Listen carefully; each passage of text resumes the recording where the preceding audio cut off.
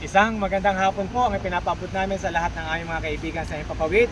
Muli bumabalik ang inyong mga lingkod. Ako po si Ponch. At Glenn, Para po sa programang Bayan at Biblia. Sa pagkakataong ito ay muli ninyong masasaksihan ang ating isang institusyong pang-edukasyon. At kami po ngayon ay narito sa Northern Luzon Adventist College. Kaya nga po ay nais nating hiningan si partner Glenn na magbigay ng ilang mga puntos o benepisyo ng edukasyon at Kristiyanong edukasyon at the same time ay ang pagpopromote po ng paaralang ito rito sa Pangasinan. Partner? okay, isang magandang araw sa iyo, kaibigan. Sabi nga ni Father Ponch, dahil tayo sa Northern Luzon Yes. Adventist College. Okay. Ito ay dati Northern Luzon Adventist Academy, no? Dito sa Season, Pangasinan.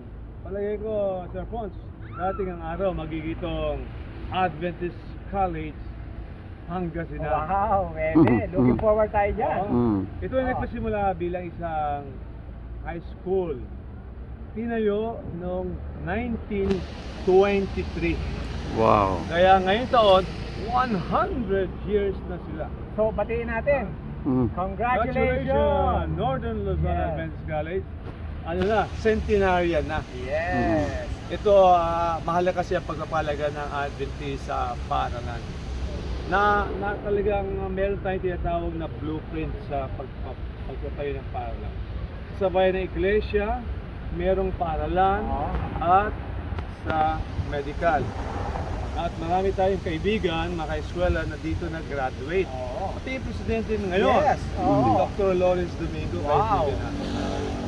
Hindi lamang Adventist ang nagbibigay ng pahalaga sa edukasyon, kundi ang ating bansa. Tama. Ang ating bansa ngayon ay pasukan no? Lalo sa August 29 ay magkakaroon ng pasukan ng mga public school. Alam mo ba, kaibigan, na sa Pilipinas ngayon 28 million students sa basic education ang papasok, no? Sa around 47,000 schools, basic education schools dito sa Pilipinas. Ang dami yan. Dami. Basic education pa lang yan. At meron pa tayong mga higher education institutions, napakarami rin. Pero sa basic education, mas maraming paaralan ang public schools. Mga 40,000 plus o 45,000 plus. At ang private schools sa basic education ay mga 12,000 plus. Pero sa higher education, colleges and universities, last year partner, mas marami nag-enroll. 1.8 million sa private school at 1.7 sa public school, public LCI. Ibig sabihin, ang gobyerno natin pinapahalagahan ang edukasyon. Kaya kung mapapansin ng mga partner, sa elementary, sa public school, libre yan. Gusto ng gobyerno, accessible, no? Affordable, kaya ginawa nilang libre. Of course, sa high school, libre din sa public school. At sa koleyo, may minimal lang silang contribution. At meron pa, kung ikaw ay nag-aaral sa public school, lumipat ka sa private school, maaaring makatanggap ka pa ng voucher. So, kasi hindi lahat ma-absorb ng public education system ang lahat ng mga estudyante. Kaya, bakit pinapahalaga ng gobyerno ang ating edukasyon? Sapagkat ang taong nag-aral ay makakapagtrabaho, makakapag-isip ng hanap buhay, matutulungan ang kanyang sarili at ang kanyang pamilya. Hindi siya aasa sa gobyerno para sa kanyang mga pangailangan. Okay? May self-empowerment ang edukasyon. Ikalawa, ikaw ay makakatulong sa demokrasya. Dahil ang ating demokrasya, dapat maunawaan mo ang mga issue for you to be involved in a wise way, a knowledgeable way with the democratic system. Kailangan naka-read and write ka, na? At nakakapag-isip. At kaya ang edukasyon, marami pang mga advantage, pero ang nag-aaral o nag-aral ay mas malayo at mataas pa ang mararating sa buhay. At maganda ring training ang maibibigay niya sa kanyang mga anak. Sa Adventist education, ganoon din. Dahil partner sa Adventist education, ang edukasyon at ang salvation ay isa ang nitihin. No? The goal of education, the goal of salvation is one. Christ-likeness. Maging katulad tayo ni Jesucristo, kaligtasan. Kaya nagpapasalamat tayo na ang ating gobyerno binibigyan ng halaga ang edukasyon at ang Adventist ay pinahalagahan ang edukasyon. Sana nga, mas marami pang elementary, high school at koleyo na matatayo ng Adventist school. So, muli, mula sa bayan side, congratulations to Northern Luzon Yeah. Adventist College on your 100th year celebration 1923 to 2023. God bless you and luck. At para naman po sa lahat ng mga estudyante, ito po ang payo sa inyo ng banal na kasulatan.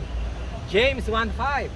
Kung ikaw ay nagkukulang sa karunungan, kaalaman man yan o pangunawa, tandaan nyo, ang Diyos ay malawak ang biyaya at pwede siyang magbigay ng pangangailangan o pagdating sa linyang yan. Yan din ang sinasabi sa Proverbs. Ano po?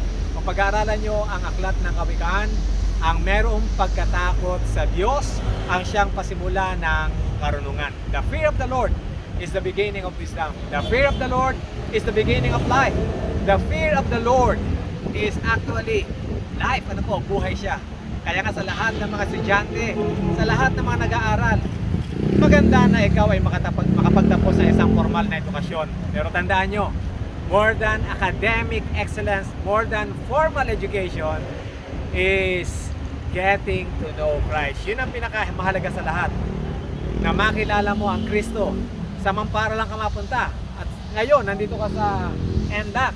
Sana sa lugar na to, hindi ka lang mapalapit sa pamilya mo, mapalapit sa kapwa-tao, kundi higit sa lahat ay matuto kang lumuhod, manalangin, at lagi mong tawagan ang ating Panginoong Diyos na nasa langit na bayan.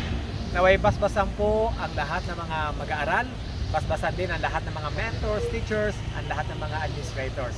At sa pagkakataong ito, ay manalangin tayo, partner.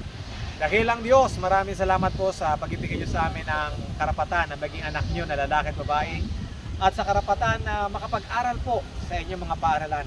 Naway basbasan niyo po ang lahat ng mga pamilya, mga magulang na nagpapaaral, lalo na po sa Kristiyanong tahanan. At naway basbasan niyo rin po ang lahat ng mga mag-aaral.